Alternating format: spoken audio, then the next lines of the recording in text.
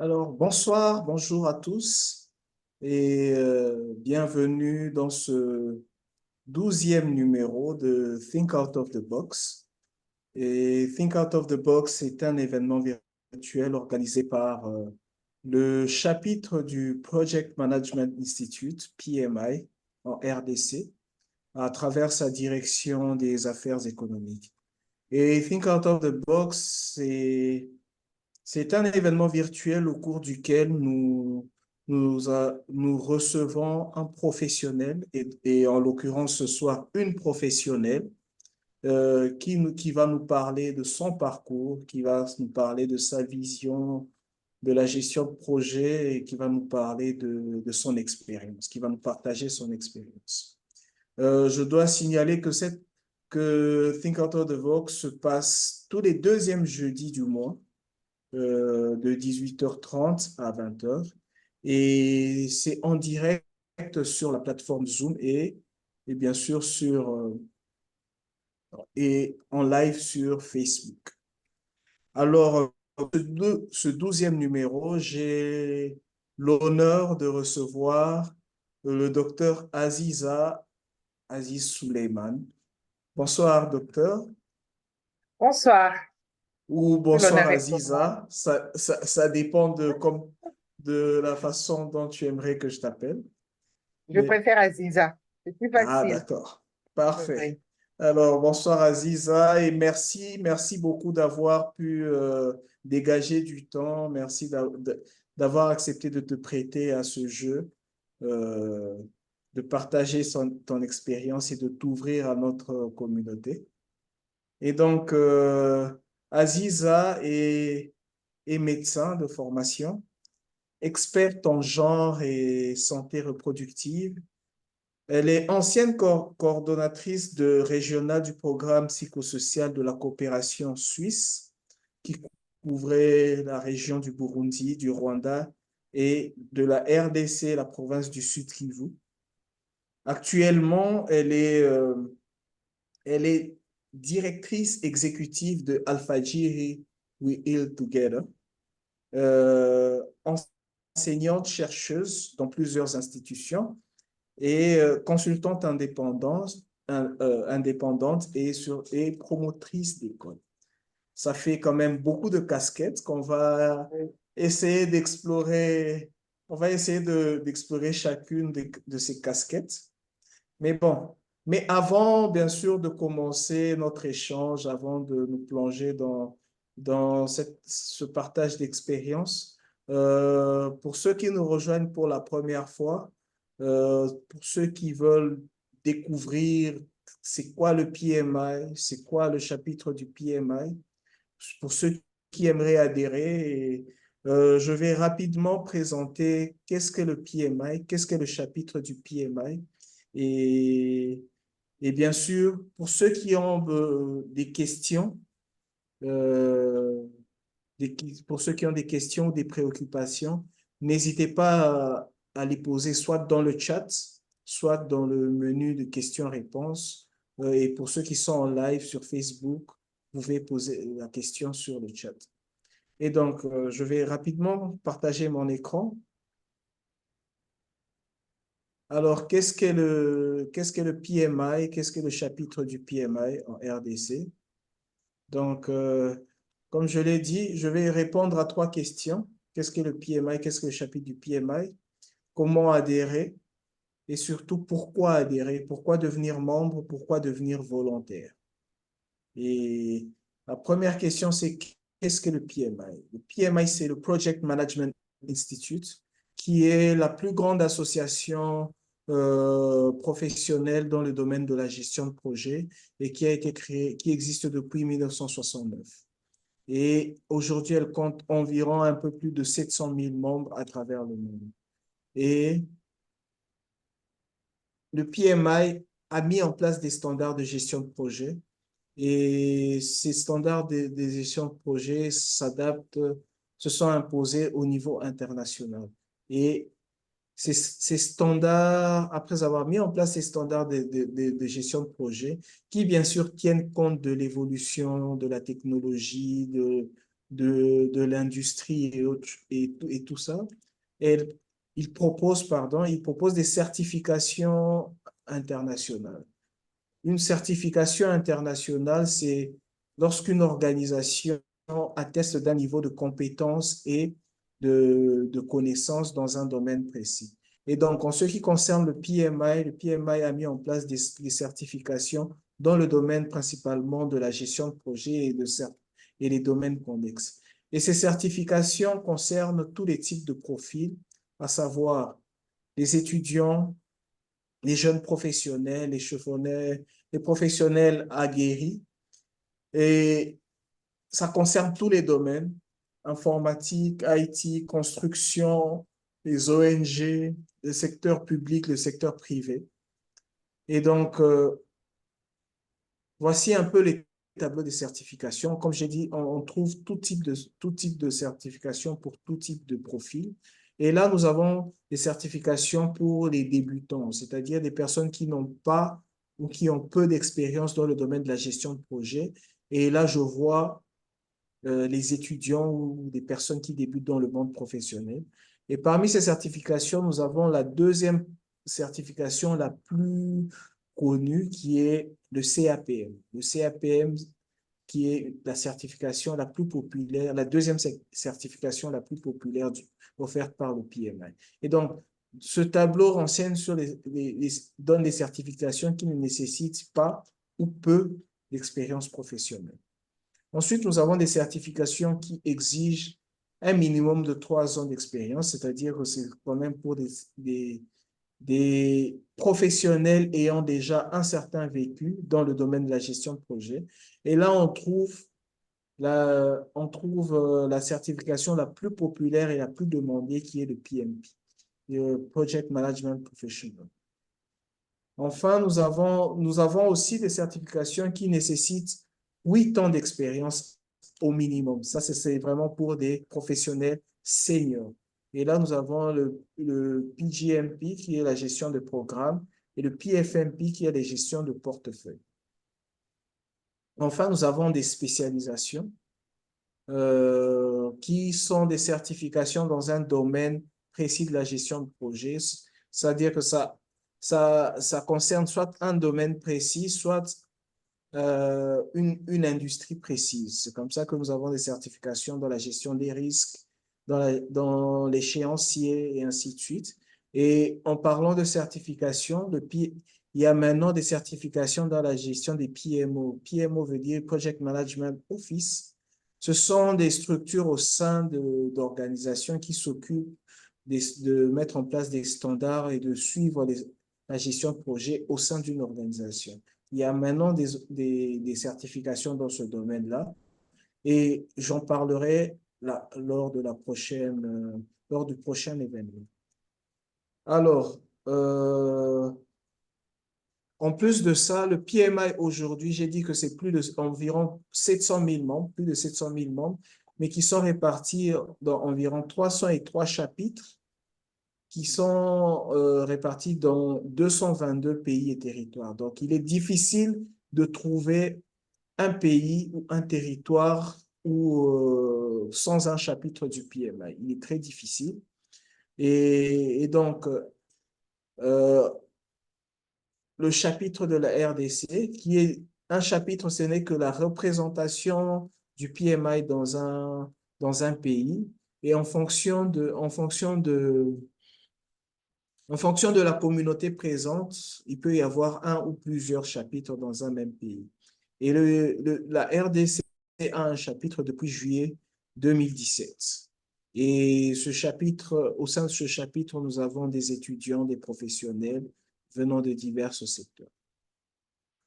Alors, comment adhérer au PMI? Comment devenir membre? Il y a 3 façons d'adhérer au PMI. La première façon, c'est qu'on peut choisir d'être juste un membre sympathisant, c'est-à-dire un membre qui ne s'engage pas, mais qui participe quand même aux activités du chapitre ou du PMI. Ce sont les membres sympathisants.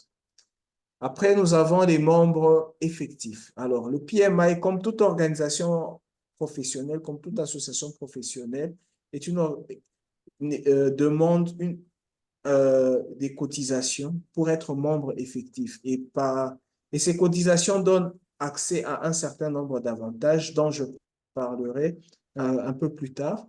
Mais pour être membre effectif, ça veut dire qu'on a payé sa cotisation au sein du PMI. Et avec le PMI, tout se fait sur leur plateforme. Nous avons deux types de profils. Il y a le profil étudiant et le profil professionnel. Les étudiants, c'est 17 dollars par an, à savoir 12 dollars pour l'accès pour être membre du PMI et 5 dollars pour être membre du chapitre. Et pour les professionnels, c'est 129 dollars, à savoir 99 dollars pour être membre du PMI, 20 dollars pour être membre du chapitre et 10 dollars pour les frais administratifs. Je dois signaler que ce sont des frais annuels et que tout est à payer sur la plateforme, sur le site du PMI.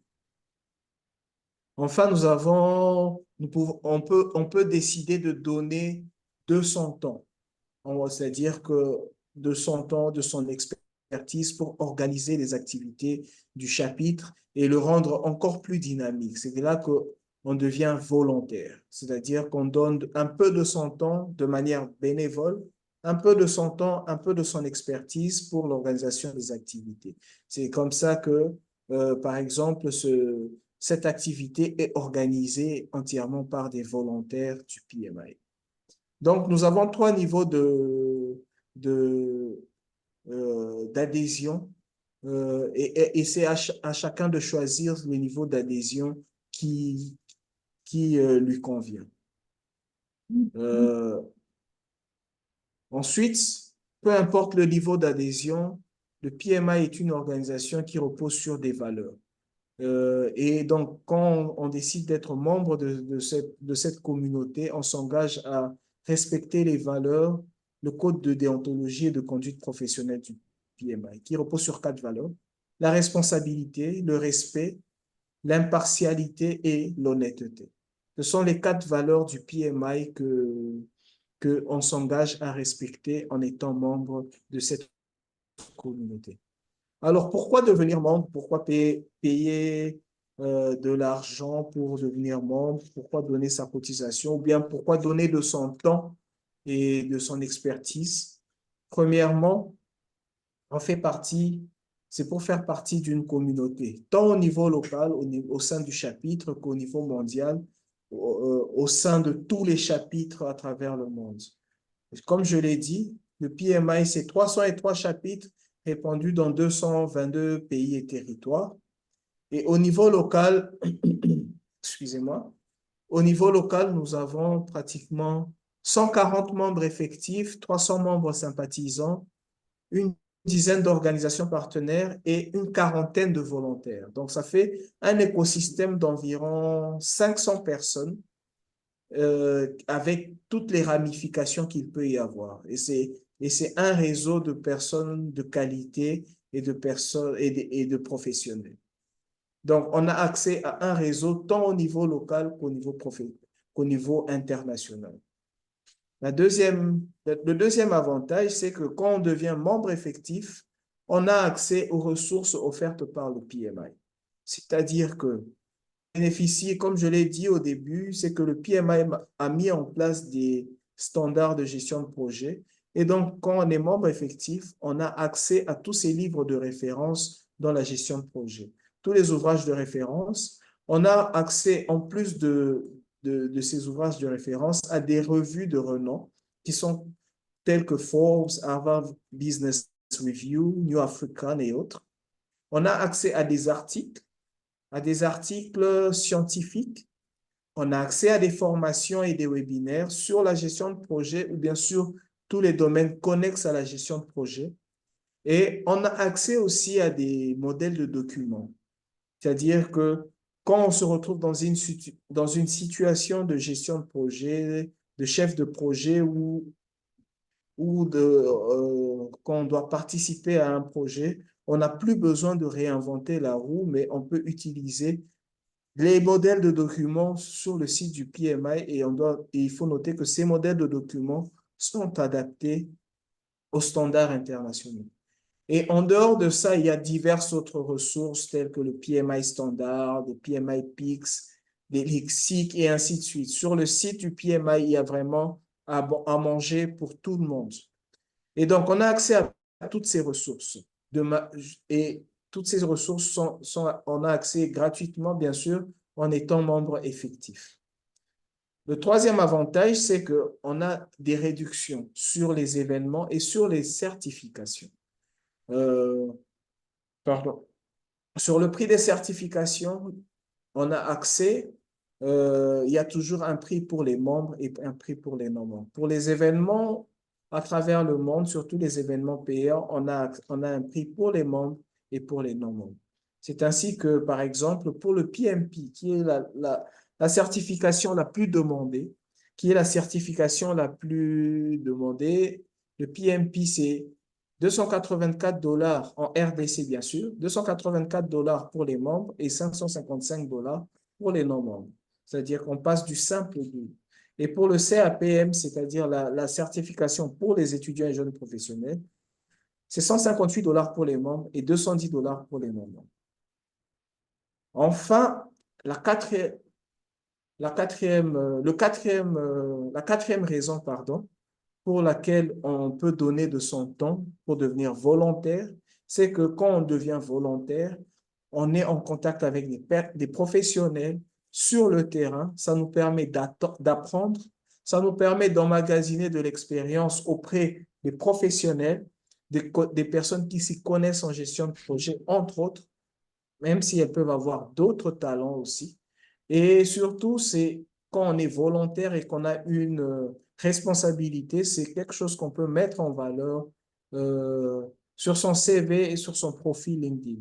Et mais on n'oublie pas que les responsabilités viennent avec euh, un certain poids parce que de ces responsabilités dépend le dynamisme du chapitre.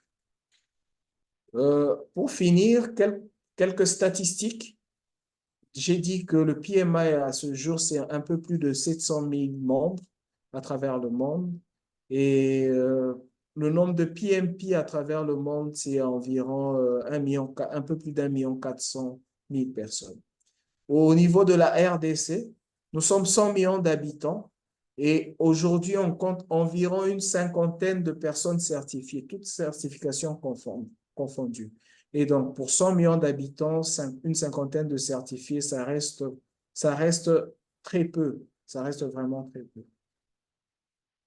Alors, les prochains événements du chapitre, nous avons le samedi 23 mars, c'est-à-dire le samedi de la semaine prochaine, nous avons la rencontre des volontaires. Pour toutes les personnes qui auront besoin de devenir volontaires, qui auront besoin de s'engager en tant que volontaires, elles peuvent nous contacter et prendre part à cette rencontre des volontaires.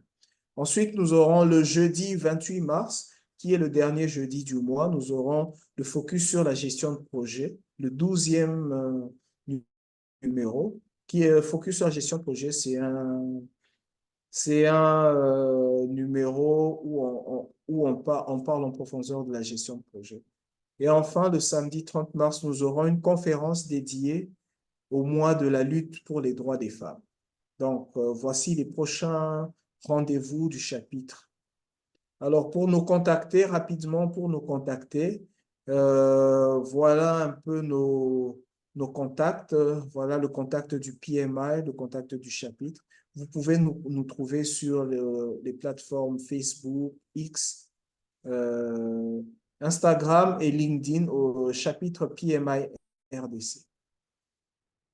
Donc, merci à tous. Et pour tous ceux qui ont besoin de contact, je n'hésiterai pas à repartager à la fin de... Bon, au cours de notre entretien, je vais partager les différents contacts pour ceux qui aimeraient nous rejoindre. Alors, maintenant que l'on sait, que vous savez qu'est-ce que le chapitre, qu'est-ce que le PMI et tout, on peut commencer notre petit entretien. Alors, Aziza, peux-tu rapidement te présenter auprès de nos de nos participants, de nos spectateurs et surtout parler premièrement de ton parcours académique. Oui, Académique, pardon. merci beaucoup, hein. Merci beaucoup. C'est pour moi un honneur d'être ici. Je vous parle depuis Bujumbura, où je suis basée, où je vis avec ma petite famille. Donc, merci beaucoup. Alors, comme tu l'as déjà dit, Didier, je m'appelle Aziz Suleiman.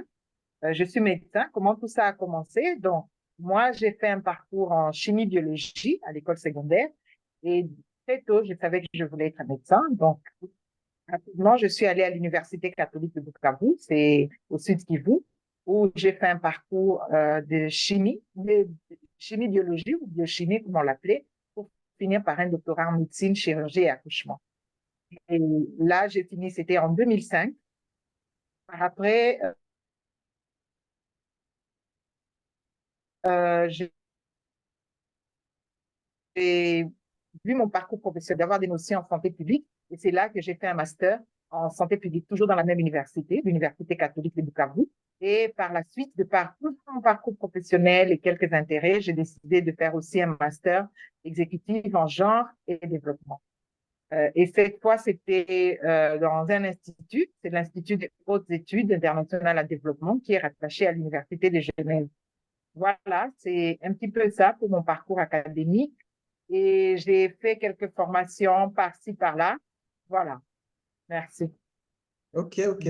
Merci, merci. C'est un double master. Alors, c'est un parcours vraiment très brillant, très brillant. Et le parcours professionnel, par où est-ce que tu commences? Quand est-ce que tu as commencé à travailler? Quand est-ce que tu t'es un peu frotté au milieu professionnel? Alors, oui, c'est un peu délicat. C'est un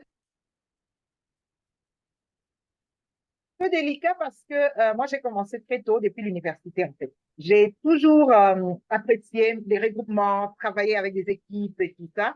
Et je pense que la première fois où j'ai été vraiment en contact avec les milieux professionnels, c'était en 2003, où j'ai commencé comme coordinatrice d'une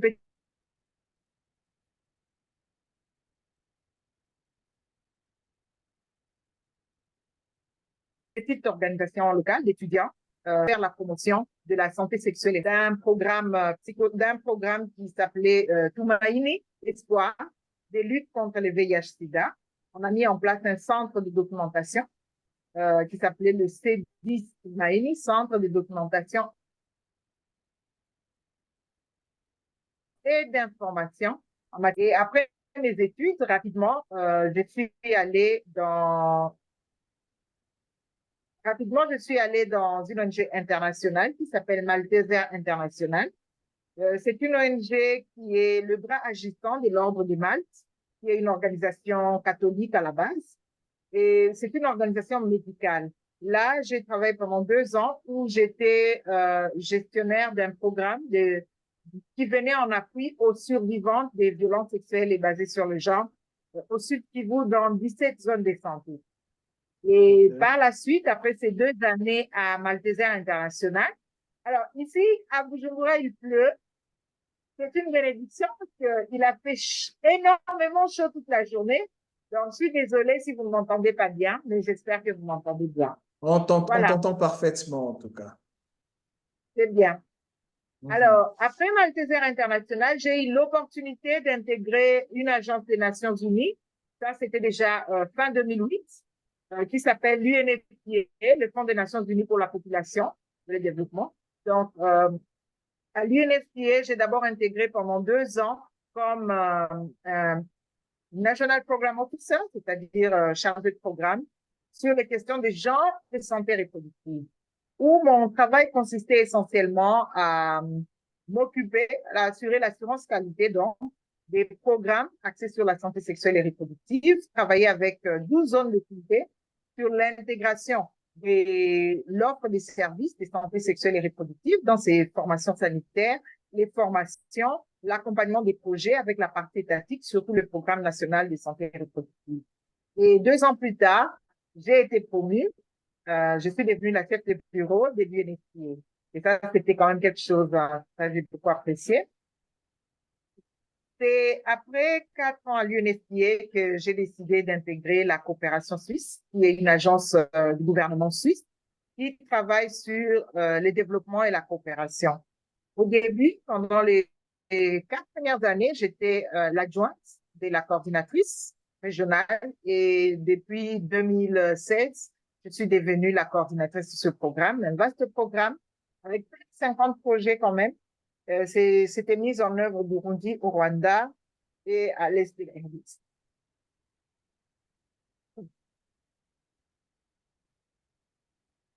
Pardon, je vais prendre un peu d'eau.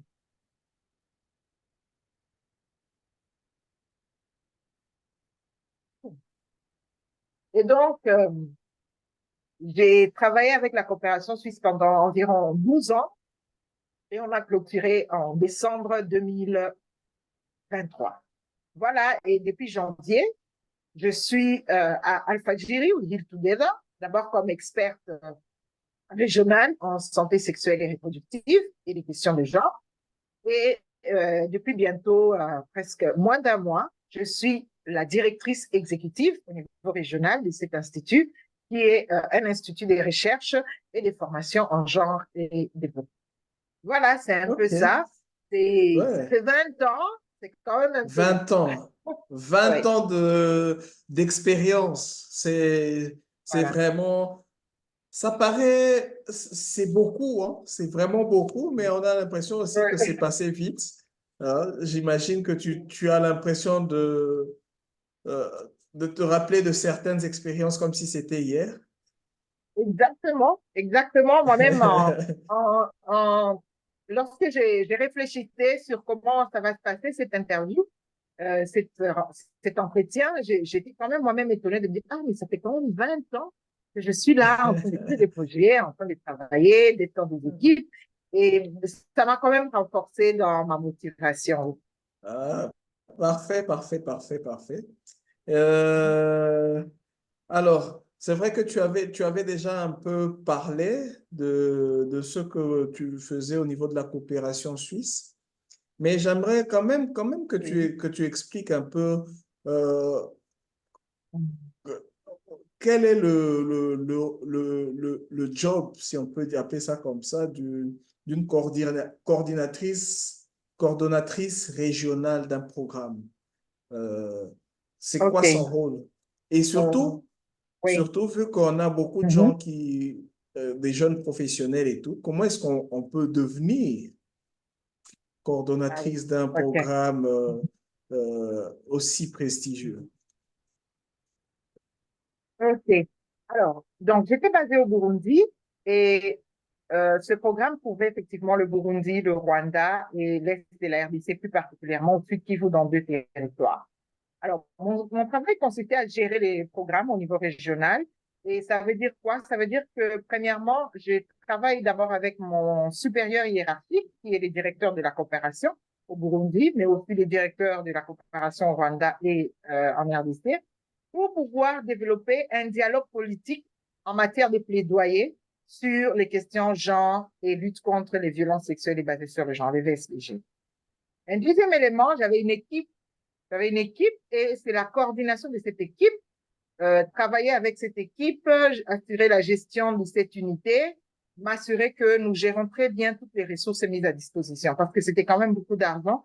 Par an, on devait utiliser quelque chose comme autour de 3 millions de francs suisses, ce qui équivaut presque à 3 millions de Waouh, dollars. Un waouh, troisième élément qui est important, oui, un troisième élément qui est important lorsqu'on est coordinatrice, et ce que je faisais, c'était mon travail de tous les jours, c'était l'assurance qualité des projets. Bien sûr, j'avais une chargée des programmes et il y avait aussi des très bons partenaires, mais ça reposait un peu sur moi, l'assurance qualité des projets, pour m'assurer que régulièrement, nous sommes en train d'atteindre les objectifs qu'on s'était fixés. Et là, ça va jusqu'à réduire les rapports, aller sur terrain, m'assurer que les formations sont là, faire les évaluations, les performances et tout ça. Et bien sûr, il faut faire de l'évaluation. Donc, j'assurais aussi la rédaction tous les 3 ans, euh, non seulement des indicateurs qualitatifs et quantitatifs, mais aussi mener une évaluation externe, m'assurer qu'une évaluation externe est mise en place qui va nous donner de la matière pour non seulement des leçons apprises, mais aussi des bonnes pratiques à faire évoluer. Et enfin, j'ai contribué tant soit peu aux formations en interne, parce qu'en tant que point focal genre, c'était aussi de mon devoir en interne au sein de la DDC, depuis Berne, ici dans la région, dans les pays, de m'assurer que les autres collègues comprennent un petit peu ce que c'est que les questions de genre, quels sont les enjeux pertinents qui peuvent soutenir en matière de faire avancer l'égalité des chances.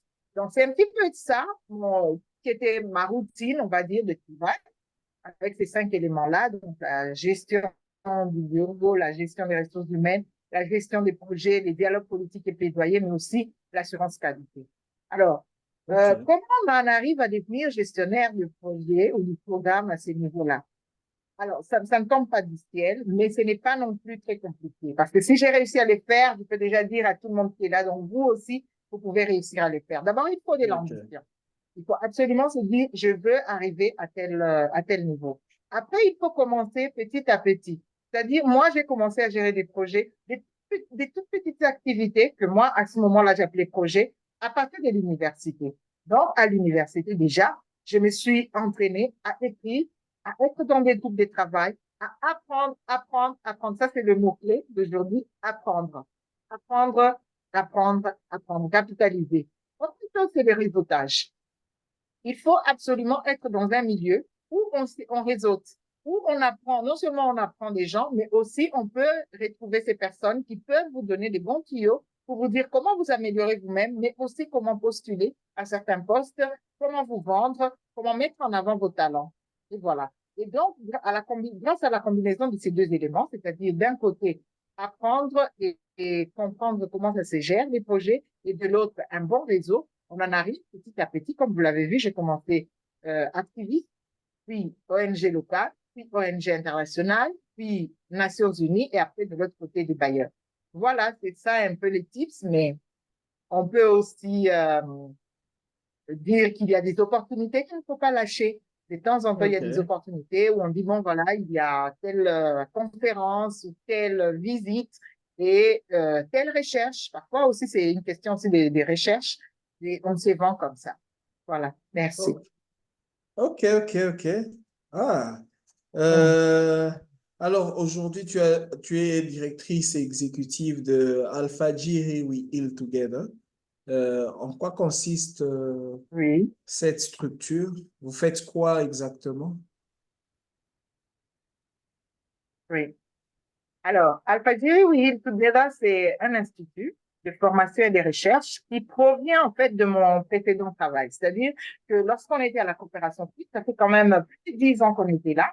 Et la fin de ce programme voulait dire que c'était la fin aussi de nos contrats liés à ce projet-là. Donc, on avait le choix, toute l'équipe, on est à 6, soit de se remettre sur le marché du travail et commencer à postuler pour trouver un travail à 100%, soit d'innover, apprendre encore une fois.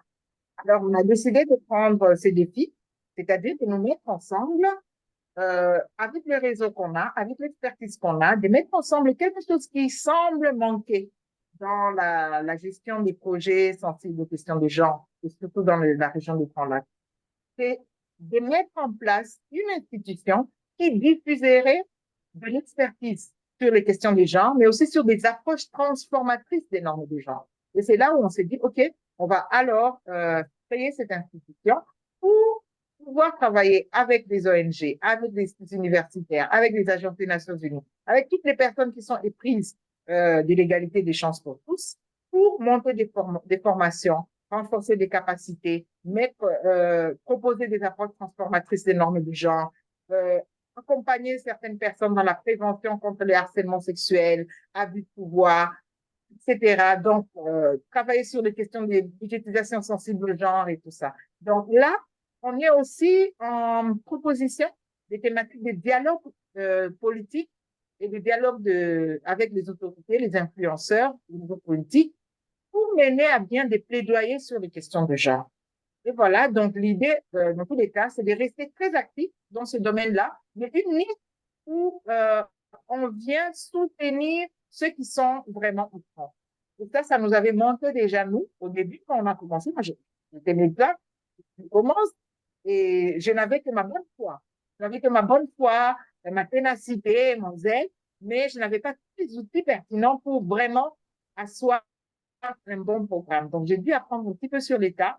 Et là, je me dis, bon, maintenant que ça fait 20 ans qu'on est là-dedans, ça peut être une bonne idée de mettre à disposition pour les autres un institut pareil. Voilà. Ok, ok.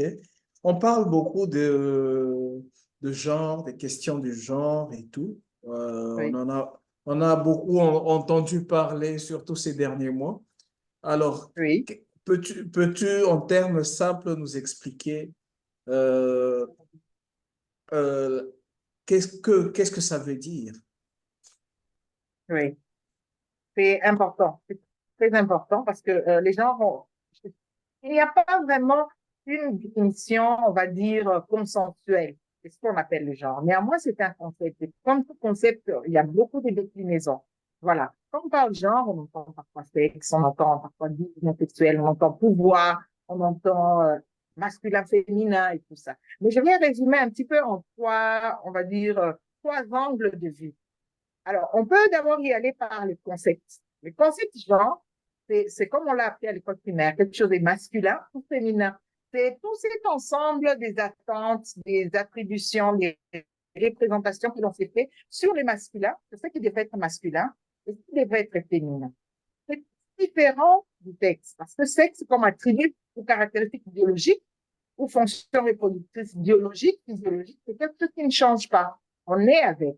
Alors que le genre, comme concept, c'est, on va dire un petit peu rapidement, le sexe social. C'est-à-dire, c'est ce qu'on attend de nous, les attentes, les attributions, les comportements, les normes, tout ça, ce sont des choses qui ne sont pas innées, qui sont acquis, parce qu'on va les découvrir en famille, on va les découvrir selon telle ou telle autre religion. Et c'est ça ce qu'on appelle le genre. C'est ce sexe social-là qu'on s'attribue, ou qu'on nous attribue surtout, de par le fait qu'on est homme ou femme. Donc, sur base d'une différence biologique existante, va nous accoler certains attributs sociaux, et c'est ça le concept genre. Alors, on peut décider d'aller plus loin, de prendre les gens comme une catégorie d'analyse. Et c'est ça ce que je demande un peu à tout le monde. Maintenant, c'est de réfléchir et de se dire comment, basé sur une différence biologique, on nous a attribué des rôles, des attentes, des attributions, parfois des privilèges, parfois du pouvoir. Et à partir de là, comment, par ces attributions-là, par ces questions de genre, il se crée des inégalités.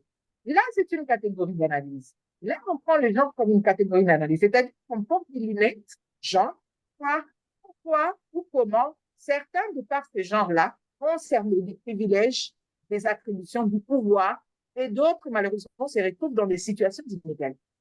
Et enfin, lorsqu'on travaille sur la question de gestion de projet, on peut prendre le genre comme un outil de développement. C'est-à-dire qu'en intégrant les questions de genre dans les projets, on s'attend à corriger justement les inégalités de chance et d'opportunités. C'est-à-dire qu'on est d'abord convaincu qu'il y a des inégalités, parce qu'on a fait cette analyse-là sur base de ce concept. Et après, dans la gestion des projets maintenant, on va activer les notions genre dans la gestion de projet pour corriger justement ces inégalités d'opportunités et de chances pour les gens. Voilà. Ok.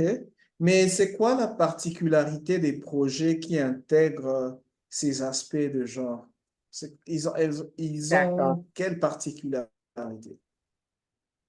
Alors, il y a beaucoup de choses sur lesquelles on peut dire, mais il y a deux éléments d'abord. Un premier élément, c'est que genre ne veut pas dire. Même si de par l'histoire, toutes ces questions, toute cette prise de conscience est venue de par les féministes pour attirer l'attention sur les inégalités en défaveur des femmes. Les questions des genre ne concernent pas, absolument pas uniquement les femmes. Ça concerne essentiellement les relations entre les hommes et les femmes, différents niveaux. Déjà, même au niveau individuel, dans l'espace privé, dans l'espace communautaire et au niveau sociétal, y compris aussi au niveau des nations. Ça, c'est d'abord un premier point. Ça concerne les relations. agir sur ces relations pour réduire la domination, la hiérarchisation, la violence.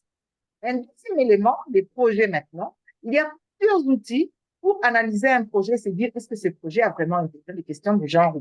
Moi, l'outil que je préfère le plus, c'est le continuum du genre. Le continuum, donc, comme le nom l'indique, on est toujours en cheminement. On n'a jamais fini, on n'est pas dans un monde parfait, donc on est plutôt en cheminement. Et le continuum des genres, c'est un outil très simple qui a été développé par l'organisation CARE internationale et qui a été adopté pratiquement par toutes les organisations, y compris l'ONU Femmes, qui est l'agence onusienne qui travaille pour l'égalité des droits et d'opportunités pour les hommes et les femmes. Et le continuum, c'est comme des lunettes ou bien comme un baromètre pour voir si ce programme ou ce projet ou cette stratégie ou cette activité intègre les questions de genre. Et nous avons 5 niveaux. Un programme ou un processus ou un projet peut être d'abord aveugle au genre. Il est aveugle au genre lorsqu'il ne s'intéresse absolument pas aux relations existantes entre les hommes et les femmes. C'est-à-dire, par exemple, je vais prendre juste un projet, gérer des routes, mettre en place des infrastructures routières. Et donc, lorsqu'on met ces projets en place, sans s'intéresser aux questions à qui va bénéficier la route, est-ce que ce sont les hommes, les femmes, comment se passent les interactions, on est neutre, on vient, c'est vraiment technique, on va mettre la route et voilà. Quand on ignore, on est aveugle aux questions de genre, on prend de palier et on devient neutre aux questions de genre. La neutralité consiste à dire qu'on sait qu'il y a des relations de genre. Par exemple, sur cette route, c'est plus les commerçants les plus qui ont les moyens, ce sont les hommes. Mais nous, ça ne nous intéresse pas. Nous, on va mettre la route. On sait que c'est ça. Et peut-être même, on peut profiter des attributions, des normes des genres existants pour atteindre notre résultat. Cette route doit être de 50 km et que ce sont les hommes qui construisent les routes. Eh bien, on va donner quand même du travail aux hommes et on va mettre en place des baraquements pour que les hommes puissent venir travailler. Donc, quelque part, les projets peuvent être neutres aux gens en se basant sur les normes des genres existants sans pouvoir les changer.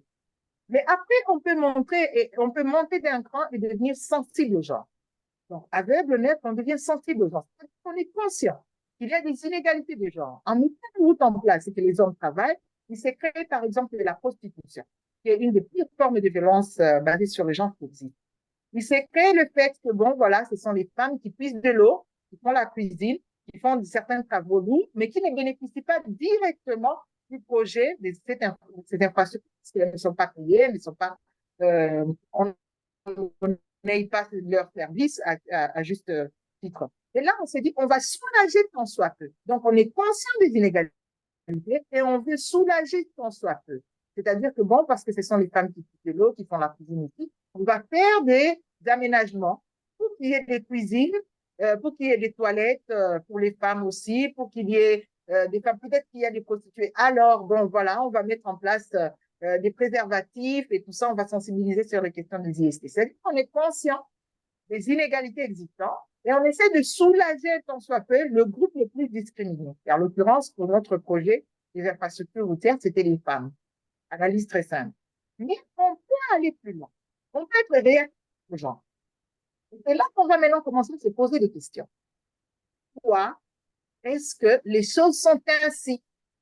Et là, on va mettre en place non seulement le projet tel qu'il est, mais aussi des espaces de discussion, des espaces de questionnement. Et on va avoir vraiment comme objectif d'amener les gens à se questionner eux-mêmes. Pourquoi les choses sont ainsi? On peut seulement continuer comme ça. Et là, on est déjà un projet réactif aux gens. Mais c'est le 5e niveau, on peut être transformateur des normes des gens. Ok. C'est-à-dire qu'on s'est dit, la manière dont les hommes et les femmes se comportent à ces niveaux-là ne va que créer des inégalités, ne va que créer malheureusement des violences sexuelles et basées sur le genre. Et on va mettre en place déjà à haut niveau, au niveau des objectifs, vraiment des objectifs de haut niveau, un objectif pour transformer les normes du genre. Il n'y a que des hommes qui sont recrutés, et on va aussi recruter des femmes, on va aussi donner aux femmes un espace, vraiment travailler exactement de la même façon que les hommes, et les hommes aussi, parce que c'est une question des relations de pouvoir, vont aussi travailler de la même manière que les femmes. Ça dans le but de pouvoir avancer vers une égalité de chances et d'opportunités. Voilà un petit peu rapidement comment on peut se dire où est-ce que nous en sommes avec notre projet? Est-ce qu'il est aveugle, neutre, sensible, réactif, ou alors, voilà, nous sommes transformateurs de normes et d'événements. Ok. Ce sont parfois, très souvent, ce sont des notions auxquelles on ne prête pas toujours attention. Oui. Bon, parfois, parfois, nous sommes plus concentrés sur des aspects peut-être techniques, mais ce sont des notions qui sont assez, qui ne sont pas toujours connues déjà de tout le monde. Et donc, Mhm. euh, et donc, c'est bon à savoir qu'il existe ce genre d'approche et en quoi ces approches sont bénéfiques pour la société de manière générale. Alors, il y a, il y a un acronyme qu'on voit souvent, VSBG. Oui, Je crois, violence sexuelle basée sur le genre. tout à Et fait. donc, Mhm. tu peux nous en dire un peu plus? Oui. Alors, le terme lui-même explique beaucoup de choses. Donc, d'abord, c'est violence, hein. Elle est sexuelle, c'est-à-dire qu'il y a une connotation sexuelle. Elle est basée sur le genre, c'est-à-dire qu'elle est dirigée contre une personne ou un groupe de personnes en lien avec ce que la société lui attribue comme genre, c'est-à-dire les normes, les attentes, les attributions de comportement, etc. Et surtout, on va essayer de voir que ces violences se répètent de manière statistiquement, significativement, donc plus élevée dans ce groupe-là. Et dans notre pays, nous avons la loi de 2006 qui a répertorié 16 types de violences sexuelles et basées sur le genre. On ne va pas tous les citer, mais il y en a quand même certaines qui sont très bien connues, malheureusement. C'est comme le viol. Là, malheureusement, c'est une violence qui est souvent commise contre les femmes. Et selon les statistiques, que ce soit en RDC ou dans la région du Grand Lac, 90% des survivants de viol sont des femmes. Nous avons aussi le harcèlement sexuel et l'exploitation et abus. Ça aussi, c'est une infraction qui est cataloguée comme violence sexuelle et basée sur le genre. Et ça, c'est aussi, malheureusement, le plus souvent, ça atteint les femmes, statistiquement, on va dire. Ce sont les femmes qui sont les plus souvent victimes. Mais au-delà de la violence sexuelle et basée sur le genre, j'aimerais parler de la violence basée sur le genre dans son ensemble. Et ces comportements, ces attitudes, ces façons de faire, parfois de manière physique, envers les personnes d'un certain genre. Et si on prend que les deux groupes sociaux, hommes et femmes, statistiquement, c'est surtout les femmes et les filles qui en pâtissent. Et nous avons des violences physiques, des coups, des blessures. Surtout maintenant, il y a une grande, on va dire malheureusement, je ne sais pas comment dire ça, une évolution, mais en tout cas une montée en statistique de la violence par les partenaires intimes. C'est-à-dire qu'il y a beaucoup de personnes qui se retrouvent victimes les blessures qu'ils subissent de la part de leur partenaire intime. C'est souvent des femmes, Ok. mais 70% des cas, ce sont des femmes. Et dans 30% des cas, malheureusement, ce sont aussi des hommes qui subissent de la Ok. violence de la part de leur partenaire intime. Ça peut être des coups, des blessures ou de la violence psychologique aussi. Et après, ça peut être une violence que beaucoup de gens ne remarquent pas, c'est le déni d'opportunité. Le délit d'opportunité, c'est tout un mécanisme qui est mis en place. Ça peut être au niveau individuel, familial, communautaire, mais même institutionnel, qui fait que la personne, de par son genre ou son sexe, ne va jamais avoir un certain nombre d'opportunités. C'est par exemple dans Ok. certains pays où on restreint les études pour les filles, c'est par exemple dans des pays où on ne peut pas ouvrir un compte en banque parce qu'on n'est pas marié, sans l'autorisation du mari, on ne peut pas aller en mission, on ne peut peut-être pas même travailler si on n'a pas l'autorisation du mari. Parfois, les dénis d'opportunité, c'est tous ces problèmes que subissent les veuves lorsque l'époux décède. Il y a des pratiques malheureusement dites coutumières ou traditionnelles où on va spolier les biens de la veuve survivante, etc. Et après,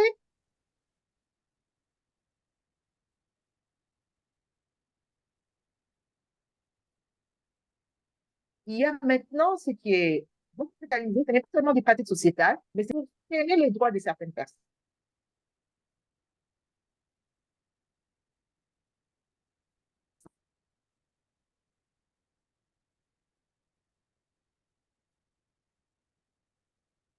Alors, J'aimerais revenir rappeler maintenant qu'il fait couler beaucoup d'encre et de salive en France, parce qu'il y a eu beaucoup de femmes qui sont mortes des suites des avortements clandestins. Alors, on ne va pas trop revenir sur la partie morale, s'il faut oui ou non avorter, mais je vais me focaliser sur la question, on va dire, purement médicale.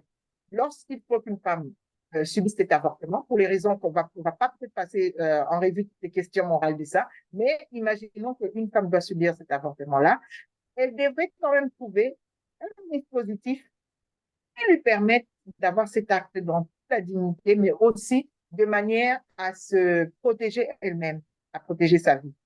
Au Congo, on n'en parle pas trop. Il y a beaucoup de cas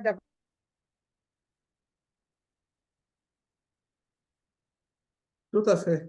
d'avortement malheureusement qui dépassent. Et pour la ville de Kinshasa, c'est des cas parfois qui se font dans des offices clandestines. Et ça ne peut pas durer. Ça, c'est par exemple une violence pratiquement institutionnelle puisqu'il n'y a pas de cadre légal qui arrange tout ça et il n'y a pas non plus une offre de services par rapport à ça. Prenons le code de Exactement. la famille qui dit le chef du ménage, c'est le mari. Seulement ça. Mhm. Le chef du ménage, c'est le mari. Il n'y a pas d'autres éléments qui se rajoutent. Il n'y a rien en lien avec les compétences, avec certaines attributions de chef, de leadership qui accompagnent cela. On se retrouve dans une situation où nous avons des personnes abusives qui n'ont pas toutes les compétences qu'il faut, ou qui sont parfois des mauvaises foi, et qui vont malheureusement créer des inégalités et de la violence. Donc, il y a l'âge du premier rapport sexuel, dans certains pays, même l'âge du mariage, qui est moins que l'âge de la majorité. Donc, des pratiques institutionnelles qui cristallisent la violence basée sur le genre. Et tout ça, c'est des choses qu'il Ok, faut remettre en question. exactement. Et je sais c'est un fait de société, il y a beaucoup de choses à dire dessus, mais surtout beaucoup de choses à faire pour que les choses puissent avancer dans le bon sens. Et euh, alors, j'imagine que le fait que tu étais coordonnatrice de programme dans les régions Rwanda, Burundi et Est de la RDC, tu as eu aussi Mhm. à diriger les projets dans des zones en proie aux conflits armés et autres. Alors, Oui, quelles sont les expériences que tu as tirées de ces projets-là? oui. Alors, il y a beaucoup, beaucoup vraiment à apprendre, hein. Le premier, c'est peut-être que d'abord, on est touché par la souffrance humaine qui est plus que développée dans des situations de fragilité ainsi. C'est-à-dire des zones en pas au conflit armé, puisque nous avons d'abord une fragilité de l'État, donc l'autorité de l'État est remise en cause, elle n'existe même pas, et c'est plutôt des bandes armées, malheureusement, qui gèrent la situation. Parfois même, certains compromis vont faire à ce qu'il y ait de l'impunité, parce qu'on a besoin de certaines personnes qui doivent être dans certaines situations. Et donc, ces compromis-là vont continuer malheureusement à entretenir de l'impunité. Le fait que toutes les infrastructures sociales de base sont complètement euh, inefficaces, non fonctionnelles, ça crée vraiment beaucoup de problèmes. Et donc, à ce niveau-là, on se retrouve dans une situation où il faut absolument tout faire. Et malheureusement, les besoins sont énormes, les ressources sont limitées. Dans des projets, dans des contextes de conflit, souvent, on va se focaliser sur les vulnérabilités. Ça, c'est le premier enseignement que je peux dire. Il faut se focaliser sur les vulnérabilités. La situation est catastrophique, mais il y a des personnes qui sont plus vulnérables que d'autres, et c'est là où il faut se focaliser. Et donc, si on est dans on va plutôt, et les vulnérabilités, c'est en lien avec les services sociaux l'éducation pour les enfants, les questions des soins de santé pour les femmes enceintes, allaitantes, etc. On peut mettre en place des questions de protection pour les mineurs pour qu'ils ne soient pas enrôlés. Tout ça. Donc, on va mettre en place des projets presque verticaux qui vont se focaliser sur les vulnérabilités. Un deuxième élément, c'est sauver des vies. Il faut sauver des vies et donc agir dans l'urgence. Faire des projets qui vont vraiment être impactants dans un délai très court.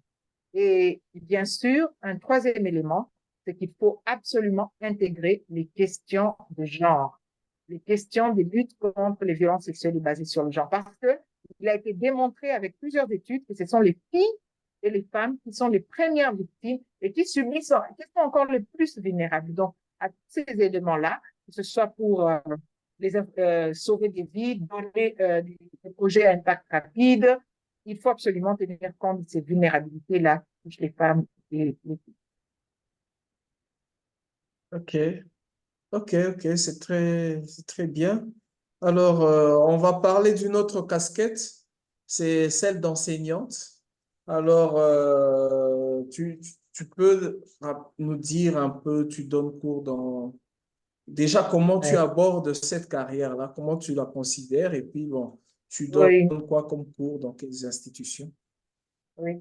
Alors, ça part, c'est vrai que je n'en ai pas beaucoup parlé quand j'ai parlé de mon parcours professionnel parce que c'est venu d'abord un peu comme un hobby. Et à un moment, je me disais, mais il faut que j'apprenne. Il faut que j'apprenne. Je dis, le mot clé aujourd'hui, c'est apprendre. J'aimerais savoir comment Apprendre. lutter contre les violences sexuelles basées sur le genre. J'aimerais savoir pourquoi il y en a. Et tous ces questionnements-là n'ont fait que me pousser à en apprendre un peu plus. J'ai eu les masters, mais je devais quand même en apprendre un peu plus et je voulais faire une thèse. C'est là que pour faire la thèse, il fallait quand même s'affilier à une université et commencer à donner cours. Ça a commencé comme ça. Et puis à un moment, je me suis rendu compte que plus on donnait cours, plus on apprenait, et plus on était porteur des savoirs et des leviers des changements. C'est-à-dire qu'au lieu d'appliquer seulement de manière technique les projets, on pouvait aussi intégrer dans les projets et les programmes des, de manière vraiment innovante, hein, des manières de faire pour être le plus pertinent possible, c'est-à-dire d'être en accord avec les besoins, avec les besoins. Et c'est là maintenant que moi, je me suis dit, voilà, il faut absolument que je devienne enseignante. Et peut-être commencer un petit peu à lâcher la mise en œuvre. Donc voilà, j'ai commencé d'abord par notre maison mère, qui est mon université d'origine, l'Université catholique de Bukavu. Et là, je ne suis pas allée en médecine, parce que je pense qu'ils sont vraiment bien pourvus là-bas. Je suis plutôt allée dans les sciences sociales. Parce que, Ok, comme je l'ai dit, les questions de genre, ça travaille sur les relations, les rapports sociaux. Et c'est là où je devais en apprendre un peu plus. Donc, je suis allée dans les sciences sociales, où je donne deux cours régulièrement, ou de manière ponctuelle. C'est genre et consolidation de la paix. Et le deuxième cours, c'est genre environnement, santé et travail. Voilà. C'est en faculté de sciences sociales, en gestion des ressources humaines. Voilà. À part ok, ça, je travaille aussi avec une école de genre de Goma qui est rattachée à l'université de Goma, la faculté des sciences de Goma. Et là-bas, je suis enseignante des plusieurs modules, essentiellement genre concept, analyse de genre et puis genre paix et sécurité. Essentiellement cela. Et je suis aussi rattachée à l'autre institut où j'ai aussi fini, qui est rattaché à l'Université de Genève, c'est l'Institut de hautes études internationales et développement. Et là, je donne trois cours. Donc, je suis encadreuse ou enseignante dans trois cours. Le premier, c'est genre et concept. Le deuxième, c'est genre et santé. Et le troisième, c'est genre et santé. Voilà. ok, Alors, ça m'intéresse beaucoup parce que je suis en charge de monter les fiches pédagogiques, les objectifs d'apprentissage, les méthodologies, chercher des... Et moi, j'apprécie beaucoup l'interaction, donc je monte plutôt des exercices pratiques, beaucoup de terrain, surtout quand c'est en présentiel. C'est beaucoup d'exercices, donc c'est plutôt dans ce sens-là. Et je ne suis pas vraiment en donneuse de cours magistrales, mais plutôt en facilitatrice avec des vidéos, des exercices de groupe, des descentes sur terrain et surtout des questionnements, parce que c'est ça le questionnement. Voilà. ok.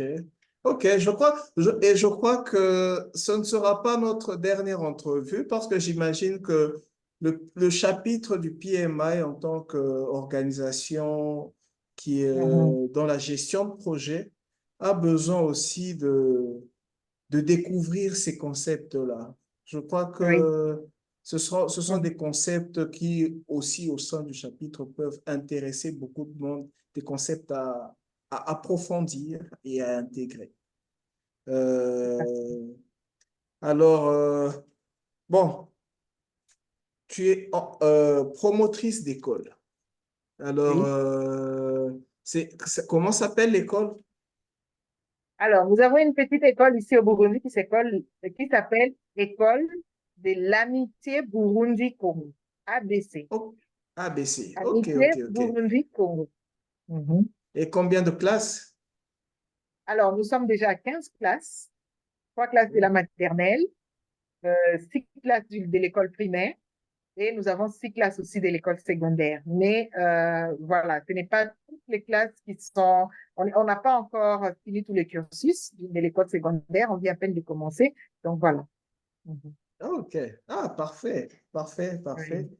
Et quels sont les challenges Mhm. d'avoir un établissement? J'imagine que vous êtes arrivé au programme congolais. Tout à fait. Euh, euh, Les parents, alors, nous avons commencé, notre idée, c'était vraiment d'ouvrir une école pour nos enfants, nous Congolais qui habitons ici euh, à l'extérieur, et plus précisément ici au Burundi. L'idée, c'était d'avoir vraiment un institut ou un établissement qui permette à ce que nos enfants étudient dans les mêmes conditions que nous, dans lesquelles nous on a étudié, c'est un petit peu plus amélioré que lorsque nous rentrons au pays, que les enfants ne soient pas complètement déconnectés du pays.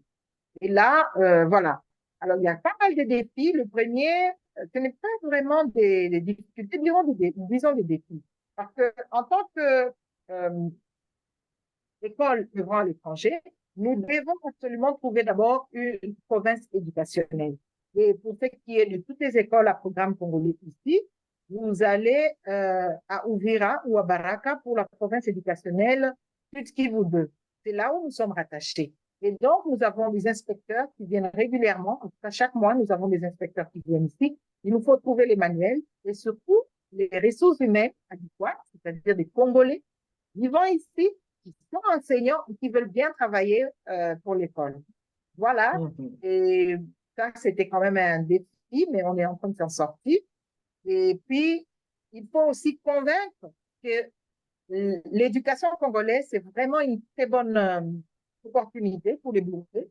Donc, au début, on n'avait que peut-être moins de 10%, moins de 5% d'élèves boursiers, mais aujourd'hui, nous sommes presque 20% des parents burundais, d'élèves burundais, qui viennent aussi dans notre école, parce qu'ils comprennent que l'éducation congolaise, vraiment la manière dont on enseigne, ça les plaît, c'est bien. Et c'était donc pour répondre à ces défis d'être dans un pays étranger, alors qu'on voulait que nos enfants gardent quand même un lien avec notre pays, l'hymne national, l'histoire du Congo, etc., etc. Et surtout quand ils rentrent, qu'ils ne soient pas déconnus. Voilà, et nous avons une très bonne équipe. Nous avons maintenant 33 personnes contractées et 6 personnes à temps partiel qui travaillent régulièrement dans notre équipe, avec 350 Waouh, élèves. waouh, waouh, waouh. En tout cas, félicitations. En tout cas, Merci. c'est vraiment quelque chose c'est vraiment quelque chose à encourager, hein.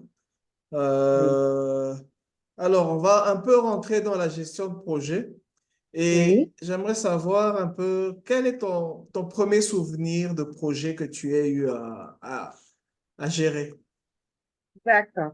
Alors, c'était à l'université, mais c'était pendant la guerre. Moi, j'ai été à l'université entre 1999 et 2005 pour la première fois. Et ça fait longtemps. Peut-être certains qui nous suivent, c'est à ce moment-là qu'ils naissaient, je ne sais pas.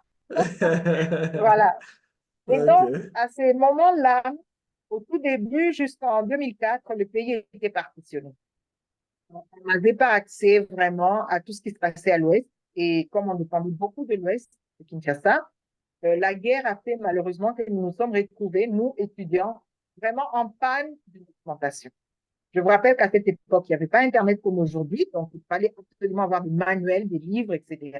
Et c'était un challenge impossible.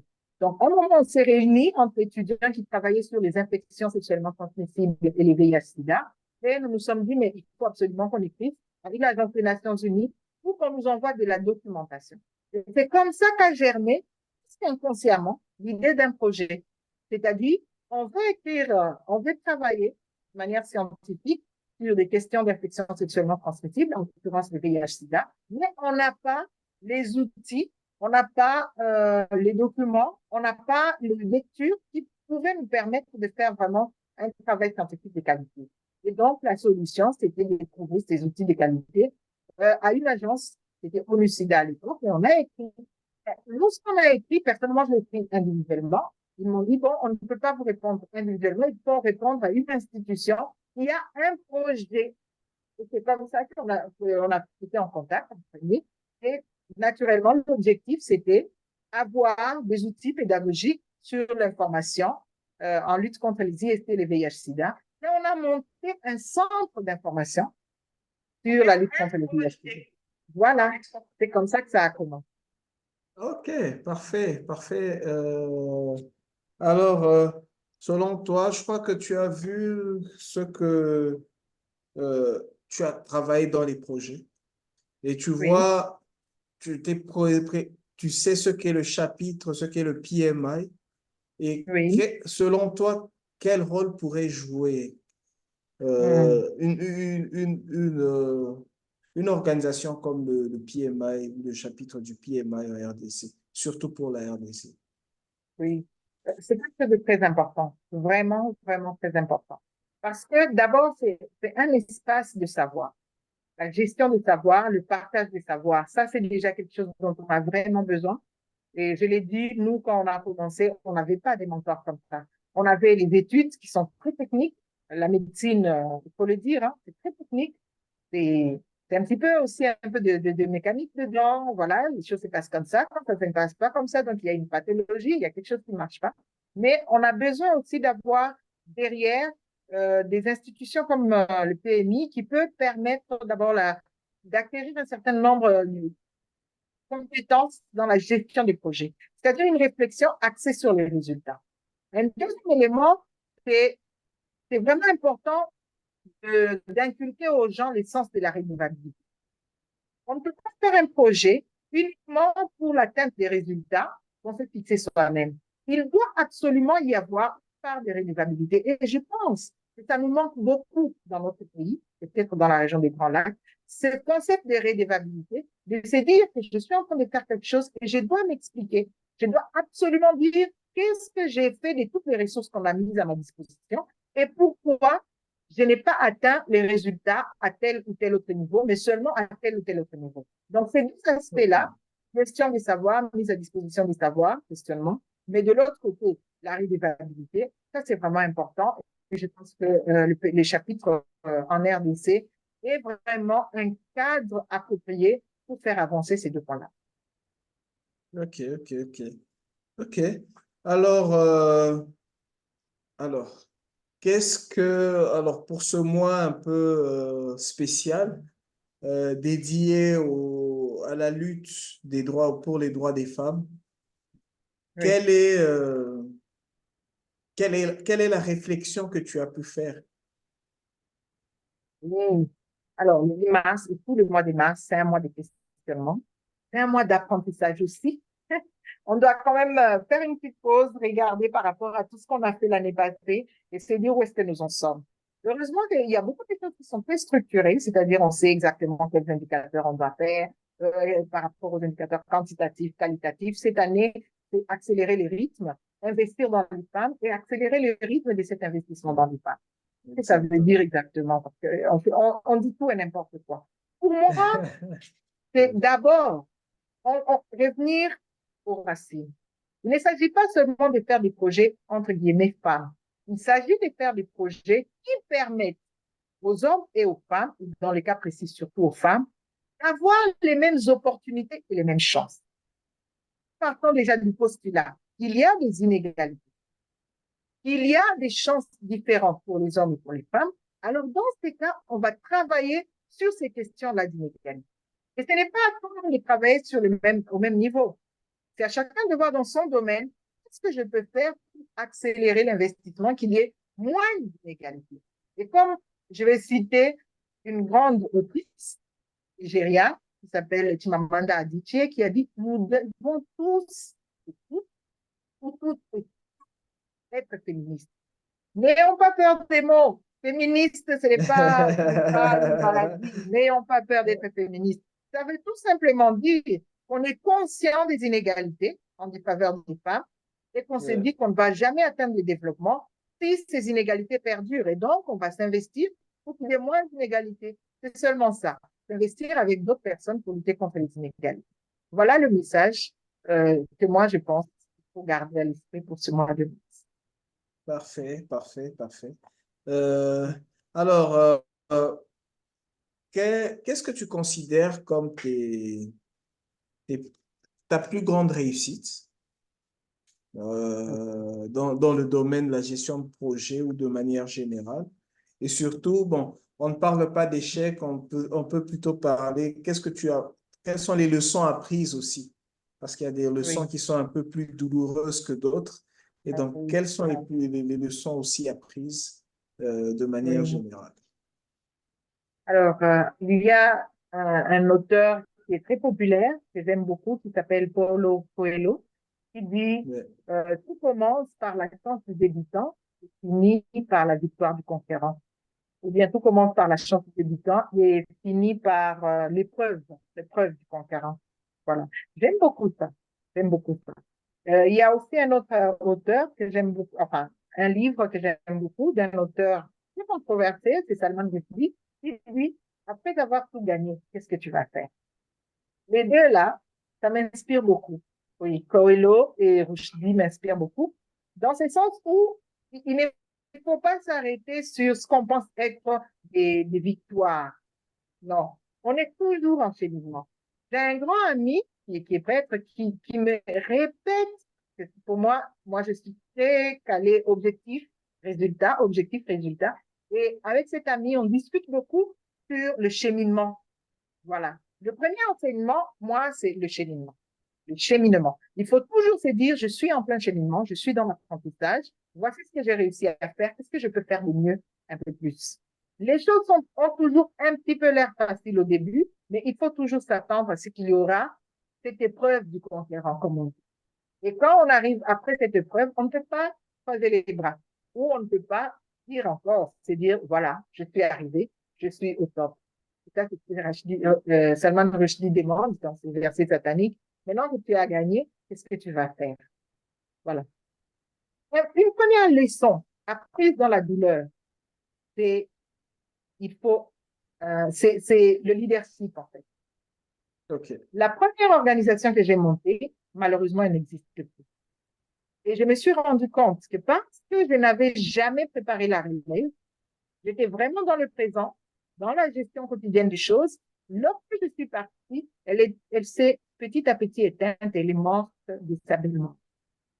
Et là, jusqu'aujourd'hui, c'est vraiment, je ressens ça vraiment comme un échec cuisant parce que je n'ai pas pris le temps de préparer cette relève-là.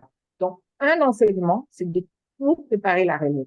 Et à partir de ce moment-là, un des indicateurs qui me permet de voir si j'ai réussi ou pas, c'est comment est-ce que la structure se porte ou le projet se porte après moi, quand je ne suis plus là à 100%.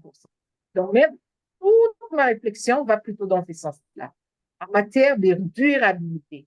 Et la durabilité, que ce soit dans la gestion de projet ou autre chose, il ne faut pas seulement voir ça du point de vue institutionnel. C'est très important du point de vue institutionnel, mais il faut aussi voir ça du point de vue, on va dire, relationnel, même de fonctionnement. Prenons par exemple la gestion d'un projet dans une communauté. La durabilité, c'est bien sûr de travailler avec les institutions étatiques, mais c'est aussi de rassurer que cette communauté a acquis les compétences et les aptitudes nécessaires à continuer à poursuivre les mêmes activités. Les fonds peuvent être là, et c'est tant mieux. Les fonds peuvent ne pas être là, ben, c'est tant pis, mais les communautés ont toujours cette aptitude-là. Il n'y a pas que ça, il faut aussi voir tout ce qui est capitalisation et partage d'expérience. Donc, à partir de ces trois éléments ou quatre, on peut s'assurer vraiment d'une bonne durabilité. Voilà, c'est quelque chose que j'ai appris en enseignement, donc c'était quand même négatif. Cette bonne organisation qui avait survécu pendant 7 ans, lorsque je l'ai quittée, en un an à peine, elle était morte. Mais après, ça m'a donné une leçon. J'ai compris pourquoi il faut absolument transférer les connaissances et les compétences. Donc, moi, je me focalise là-dessus que au-delà de la simple atteinte des résultats quantitatifs. Un autre élément dans la gestion des projets, c'est la pertinence. La pertinence qu'on peut définir comme être en adéquation avec les besoins lorsqu'on gère un projet. Et au début, heureusement que j'ai fait partie d'un programme de 12 ans, il y a eu un projet où on avait l'impression qu'on n'avançait pas, surtout sur les droits des femmes. On n'avançait pas. On pouvait donner quelques chèvres, on pouvait travailler ceci, là, mais on n'avançait pas. Quand je dis qu'on n'avançait pas, c'est que les relations de pouvoir étaient malheureusement là, les relations caractérisées par la domination, par la hiérarchie, par la violence. Et donc, il fallait absolument non pas travailler sur les besoins pratiques des gens, mais se questionner sur les intérêts stratégiques. Et c'est là où maintenant, il faut être en adéquation avec les besoins des gens. Et les besoins des gens, ce n'est pas seulement les besoins des femmes, c'est les besoins des hommes aussi. Donc, travailler sur la pertinence du projet. Est-ce que ce projet est pertinent? Est-ce qu'il est vraiment en adéquation avec les besoins des gens? Au dépend de la durabilité de la pertinence, bien sûr, l'efficacité. Il faut être efficace. Il faut, et l'efficacité, pour moi, ce n'est pas seulement les indicateurs chiffrés, c'est le changement qui vient. La valeur. Vraiment changer. Oui, on peut appeler ça de la valeur. C'est la valeur ajoutée qui est arrivée. Qui a vraiment changé dans la vie des gens, dans les pratiques des gens, dans la manière de faire des gens. Et c'est là vraiment qu'on peut se rendre compte comment on peut vraiment être efficace et changer les choses. Donc, pour moi, c'est un peu ces trois éléments-là. Comment toujours, avant de réfléchir, comment cette question va être durable, la durabilité. Et puis, je me dis, est-ce que je suis en adéquation avec les besoins? Et enfin, là, je me focalise vraiment sur les changements que je veux voir. Voilà. Ok, ok, parfait. Euh, En tout cas, et alors, quelles sont les autres causes qui te tiennent à cœur et que tu pourrais partager? Je sais qu'on a parlé de beaucoup de choses, j'imagine, mais Oui, bon, j'imagine bien oui, qu'il y a aussi des causes une ou deux causes qui te tiennent vraiment à cœur. Et oui, si tu peux nous en parler aussi. oui. Bien sûr, j'ai déjà parlé sur les questions des genres, c'est-à-dire les relations hommes-femmes, les rapports sociaux des genres, les rapports sociaux des sexes qui devraient être plus égalitaires et empreints d'équité et de justice. J'ai déjà parlé de l'éducation, qui pour moi est la clé. Il faut absolument apprendre, apprendre de la meilleure façon, s'outiller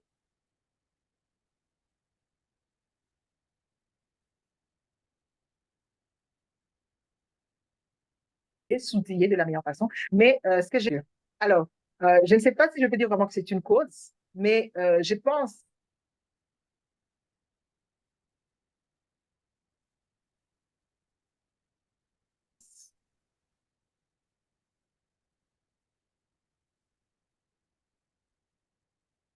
permet de donner quand même, de mettre des mots utiles à tout le monde, pas seulement les jeunes, pas seulement les apprenants, mais à tout le monde. Et ces espaces d'expression qui peuvent être produits individuellement, sont les écrits ou la lecture ou l'écriture, peuvent être le plus que possible vulgarisés. Alors, moi, de tout temps,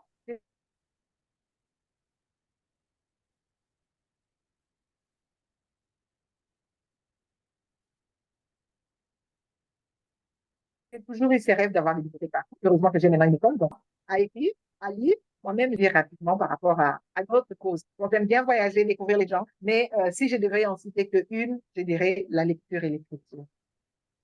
Ok, ok, ok, ok. Euh, merci beaucoup, Aziza. On va essayer de voir un peu quelques questions qui ont été posées. D'accord. Euh, alors, il y a une question de Dani. Oui.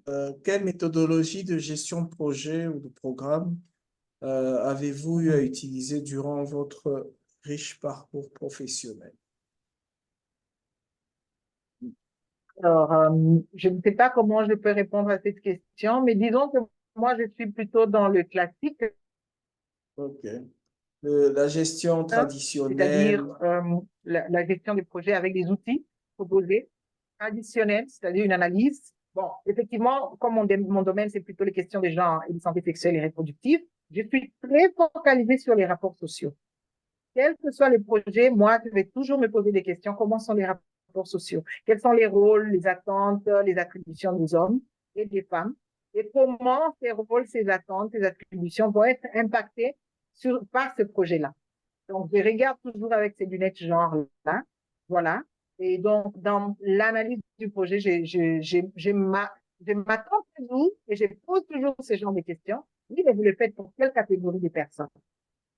Bon, que ce soit dans la formulation, le cadre logique, hein, ça c'est incontournable. Et peut-être moi, je mets beaucoup plus l'accent sur les hypothèses et les risques. Parce que on ne peut pas les définir seulement comme ça, aussi, comme on dit. Pour moi, j'essaie vraiment qu'on me convainque qu'il y a eu une méthodologie qui a été faite, qui a été appliquée pour gager les hypothèses ou les risques du projet. C'est très important. Après, il y a le manuel Sphère, qui est un manuel qui est un peu la Bible de tous ceux qui travaillent dans l'humanitaire, où nous avons aussi certaines approches, notamment sensibles au conflit, notamment l'approche n'est pas nuire, pour tout peser les avantages et malheureusement les autres inconvénients qui peuvent être générés par le projet, notamment les effets non intentionnels. Et peut-être que de temps en temps, il vaut mieux ne absolument pas faire certaines activités pour ne pas nuire aux participants au projet. Donc voilà un petit peu où je suis. Et pour la médiation, je suis très sensible aux questions de genre. Donc on doit absolument voir dans quelle mesure les recettes et les dépenses vont impacter les hommes, les femmes, les filles, les garçons.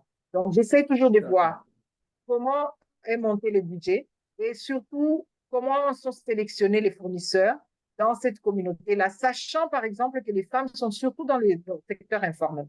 Et comment maintenant on peut les atteindre tout en restant respectueux des processus et des procédures légalement admises. Voilà un peu de manière technique comment j'ai mis ça. J'espère que j'ai répondu à la question. Ok, ok. Il y a une autre question, c'est si tu es ministre du genre de la RDC, quelles seraient tes priorités? Oh, d'accord. Alors, là, il y a tellement à faire. Il y a tellement à faire. Mais il y a beaucoup d'agences déjà. Il y a déjà beaucoup de dispositions légales, beaucoup de stratégies, beaucoup d'agences, des ressources humaines qui sont là, mais il n'y a pas de budget. Ok, Ma première priorité sera d'abord de faire connaître les dispositions existantes, légales et autres, en lien avec les engagements que l'État a pris en matière de genre. Ça, c'est d'abord un premier point. Que tout le monde soit au courant de ça. Et pas seulement au sein du ministère du genre, mais dans tous les autres secteurs. Ça, c'est important. Un deuxième élément, après que tout le monde ait compris, j'espère, peut-être que ça me prendra une année, mais c'est très important que le budget lui-même de la RDC soit sensible au genre. C'est là où vraiment, je pense qu'il faut vraiment se focaliser. Parce qu'on peut avoir toute la volonté du monde, s'il n'y a pas l'argent qui suit, on ne peut pas changer les choses.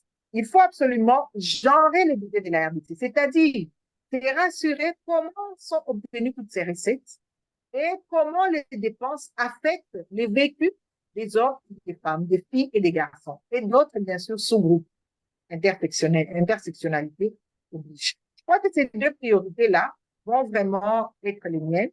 Et euh, probablement aussi que je vais mettre un accent très important sur le travail avec des approches psychosociales communautaires. Pourquoi je dis ça? ok. Parce que nous ne sommes pas que des machines à travail, les humains. Nous sommes aussi faits d'émotions, des sentiments, des vécus surtout. Et ces vécus-là, malheureusement, influencent, ou heureusement, quand c'est un vécu positif, influencent nos manières de faire. Nous sommes dans un pays avec beaucoup de traumatismes, beaucoup de traumatisés, et ce vécu impacte sur la manière dont que nous avons de vivre, d'agir, de gérer. Donc, il faut aussi travailler avec ces approches psychosociales communautaires pour espérer se guérir et guérir les autres. D'accord. Al-Fajiri, we heal together. Exactement. Une autre question, c'est la violence sur le genre ne se limite qu'à la relation homme-femme. Non, non. En fait, la violence sexuelle est basée sur le genre, la violence de genre, c'est limite à ne peut pas se limiter qu'aux relations hommes-femmes. C'est toute violence qui est dirigée contre une personne de par son genre. Et le genre, euh, c'est un petit peu différent du sexe. Par exemple, nous avons des personnes qu'on dit non-binaires, c'est-à-dire des personnes qui ne veulent pas être identifiées par le sexe d'origine. Quelqu'un qui est né avec des attributs biologiques masculins, mais qui s'identifie euh, par ses attentes, ses attributions, son comportement et tout ça au sexe féminin. Donc là, nous avons quelqu'un qui a une identité non binaire, il n'est pas homme, il n'est pas femme, il a une autre identité. Là, ces personnes-là, malheureusement, sont encore plus victimes de violences basées sur le genre. Nous avons aussi des violences qui peuvent toucher, parce que les hommes et les femmes ne sont pas homogènes. Dans le cas des hommes, il y a aussi des privilégiés et des moins privilégiés. Et dans le cas des femmes, il y a aussi des privilégiés et des moins privilégiés. C'est là qu'intervient le concept de l'intersectionnalité. C'est-à-dire qu'il y a des individus qui se retrouvent malheureusement à l'intersection de plusieurs types de vulnérabilité. Non seulement question de sexe et de genre, mais aussi peut-être d'ethnie, peut-être aussi de religion, peut-être aussi de catégories sociales. Et tout ça, ce sont aussi des questions qui touchent en profondeur les questions de genre. Mais nous revenons souvent sur les rapports sociaux hommes-femmes parce que c'est là où il y a non seulement beaucoup de documentation, mais il faut le dire aussi, c'est un petit peu plus facile de catégoriser les gens dans ces deux groupes-là. Et donc, on peut de manière institutionnelle proposer des dispositions, y compris légales, pour pouvoir un petit peu réglementer ces questions-là. Voilà. D'accord, ok. Alors, on va prendre les euh,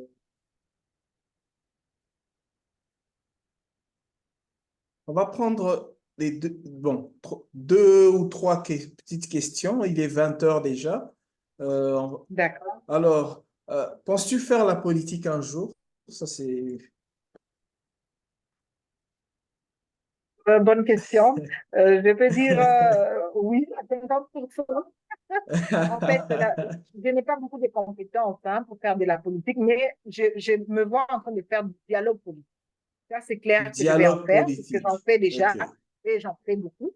Donc là, ok. ça va continuer. Du dialogue politique et du plaidoyer. Oui.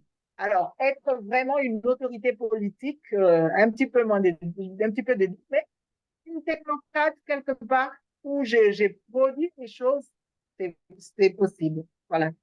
Ok, Oui. ok, ok.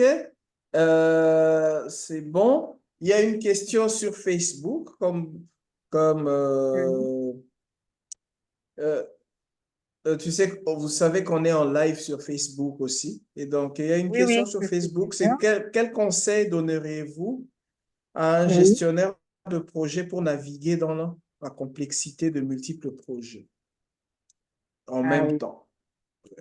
d'accord. Alors, J'ai- au niveau, à deux niveaux, hein. D'abord, au niveau individuel, il faut faire des choses qui aient du sens.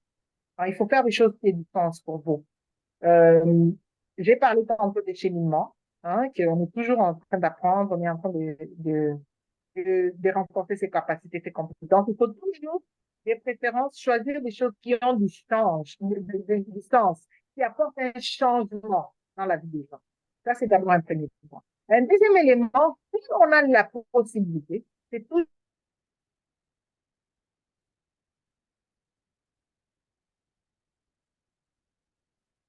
toujours mieux de tout regrouper pour avoir une sorte. Moi, j'ai géré plus de 50 projets, mais on avait une seule finalité, qui était que le statut des femmes soit amélioré.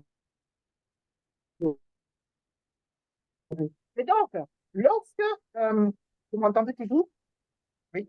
Ouais, Alors, ouais. lorsqu'on a cette possibilité de changer la vie des gens, alors dans ces cas, c'est mieux d'avoir des programmes et des projets qui fédèrent autour d'un seul objectif commun. Il ne faut absolument pas se prendre pour un petit Dieu. Déléguer. Déléguer, et la délégation, ça peut se faire via des personnes qui sont sous vous. Je conseille de ne jamais avoir plus de 4 personnes qu'on supervise, sinon après, on ne s'en sort pas.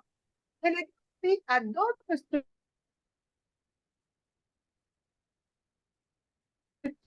des sous-traitants, ça fait comme des ONG, responsabiliser les autres. À partir de là, en gardant la coordination et la cohérence. Voilà. Dans la coordination et la cohérence, on est responsable, mais on délègue aux individus, aux autres collaborateurs qu'on supervise, pour lesquels on a une certaine hiérarchie, ou on délègue aux autres institutions qui ont cette expertise-là. Par exemple, dans le programme social que j'ai géré tantôt, nous avions des organisations qui ne travaillent que sur les dialogues politiques et le plaidoyer. Il y avait des organisations qui ne travaillaient que dans les communautés pour les transformations des normes de genre. Et il y avait des organisations qui étaient dans l'ordre des services, qui accueillaient les survivantes et les survivants de viol pour offrir des services. Mais pour ça, la seule finalité, c'était que les statuts des femmes soient améliorés par cette offre de services, par le changement des normes sociales dans la communauté, par le dialogue politique et le plaidoyer, et aussi un nouvel axe par la recherche et la capitalisation d'expérience. Ok, ok. Alors, la dernière question, c'est une question intéressante. C'est comment penses-tu améliorer le genre dans un couple africain? Mais c'est surtout la deuxième question qui est intéressante. Oui. C'est le genre ne vient-il pas déséquilibrer la société africaine? Très bien. Je vais peut-être commencer par la deuxième parce que c'est justement la séance 2 qu'on vient de finir avec les apprenants de cet institut de Genève là. C'est genre comme enjeu des changements sociaux. Voilà. Genre, enjeu des changements sociaux.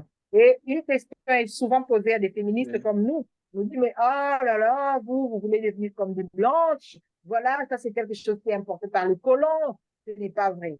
Moi, ce que je veux dire, c'est que d'abord, commence par le dernier argument. C'est quelque chose qui vient de l'étranger. Quel étranger? L'Occident, souvent.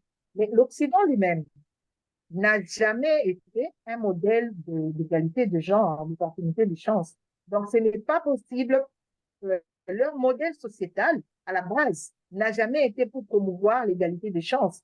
Ce sont les femmes de là-bas elles-mêmes qui se sont battues, qui ont montré des réalités dans leur milieu et qui ont dit non, on ne peut pas continuer comme ça. Et elles ont obtenu certains droits. Et elles ont été aidées aussi par des femmes du Sud global, qu'on appelle le Sud global, pour faire avancer les droits, parce que c'est Mexico en 1975, 85, c'est Pékin en 1995. C'est quand même des femmes du Sud qui ont aussi aidé à ce que toute cette problématique des droits des femmes soit conceptualisée et mise dans le cadre conceptuel qui permettent vraiment d'agir. Donc, ce n'est pas quelque chose qui vient de l'extérieur, c'est aussi les femmes du Sud.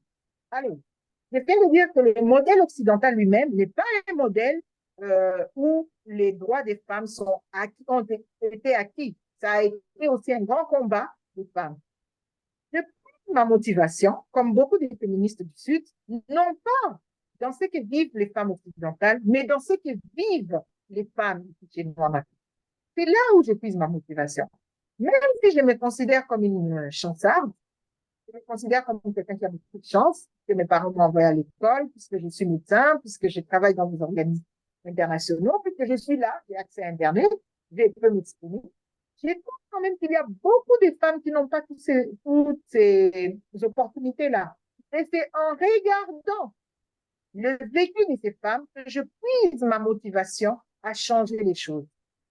Féministe, activiste de genre, c'est accepter qu'il y a des inégalités et s'efforcer à travailler sur ces questions d'inégalité. Maintenant, pour la question du couple, la relation de couple. La relation, je ne vais pas définir ce qu'est une relation et tout ça, mais je pense qu'il faut quand même se poser les bonnes questions. Au lieu de chercher à savoir qui domine qui est chef par rapport à qui a la hiérarchie des quoi, il faut simplement se dire, est-ce que nous sommes épanouis? C'est par là qu'il faut commencer. Sommes-nous épanouis? Et sommes-nous épanouis en tant que couple?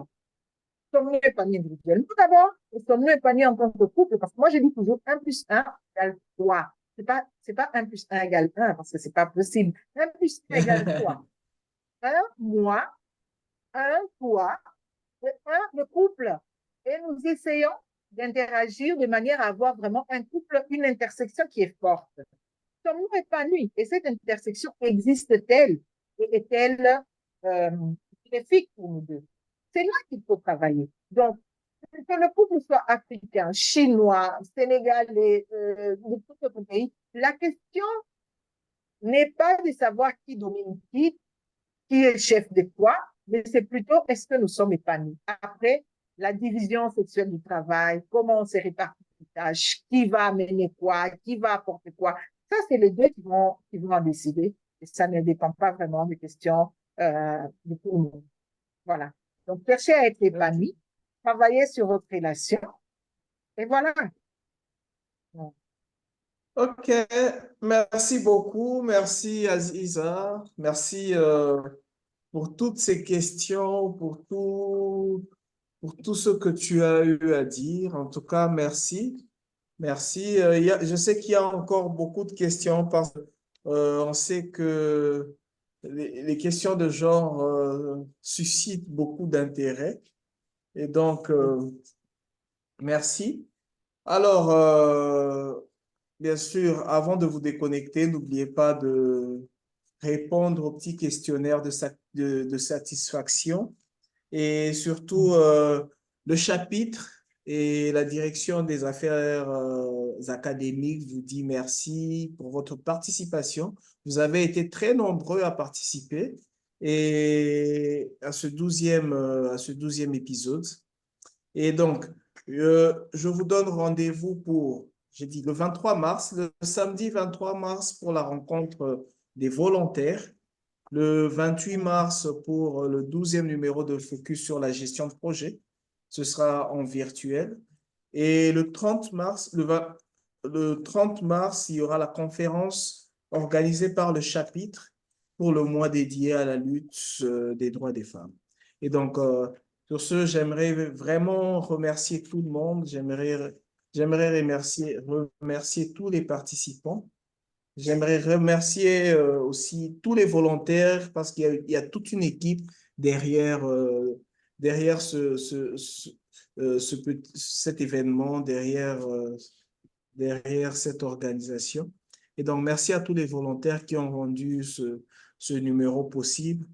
Et surtout, merci Aziza. Merci pour nous avoir éclairés. Merci pour avoir dégagé du temps et surtout de Merci t'être prêté aussi. à ce jeu de. Alors, un dernier mot avant de se quitter. Alors, le dernier mot, c'est d'abord de remercier. D'abord toi, Didier, et toute l'équipe de PMI RDC pour m'avoir contacté, avoir estimé que je valais la peine de participer à cet entretien. Merci à tout le monde qui était en ligne. Ça fait plaisir de savoir qu'on est quand même écouté. Et le dernier mot, c'est que tout le monde, là où il est, a un pouvoir, c'est le pouvoir de changer quelque chose. Surtout pour notre pays, on en a vraiment besoin que chacun essaie de voir là où il est. Qu'est-ce que je peux changer de par le pouvoir que j'ai sur moi, sur ma famille, sur ma communauté? Donc voilà un petit peu mon dernier mot. Et aussi, peut-être m'engager à dire qu'au moins cette année, je dois absolument adhérer au chapitre, et pourquoi pas. Euh, encourager ceux du pays à Bienvenue, entrer. bienvenue d'avance. Merci. D'accord, merci beaucoup et bonne soirée ou bonne journée à tous. Je partage rapidement les contacts du chapitre pour que ceux qui ont envie d'adhérer, de participer puissent contacter. N'hésitez pas à entrer en contact avec le chapitre et on pourra vous accompagner selon vos besoins. Et donc, Merci. voilà. Et bonne soirée à tous. Au revoir. Au revoir.